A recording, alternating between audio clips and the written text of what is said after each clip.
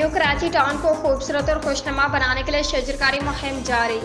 Monsoon के मौसम में पौधों की परवरिश में आसानी होती है। Municipal commissioner new Karachi town Ayaz Hamidullah Baloch हुकूमत सिंध और कमिश्नर कराची की हिदायत पर न्यू कराची टाउन में शजरकारी मुहिम ज़ोरों शोर से जारी है। Assistant commissioner new Karachi Arsalan Tariq new Karachi town को सरसब्ज़ और शादाब बनाने के लिए आवाम का ताउन बेहद ज़रूरी है। हुकूमत सिंध और कमिश्नर कराची की हिदायत पर न्यू कराची टाउन में शजरकारी मुहिम ज़ोरों शोर से जारी।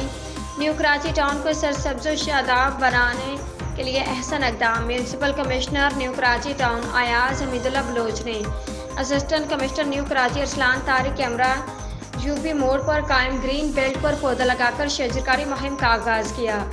इस मौके पर डायरेक्टर बागात New Karachi Town Aftab Ahmed, deputy director बागात जावेद जमाल व दीगर मुतल्लिक़ अफसरान भी मौजूद थे।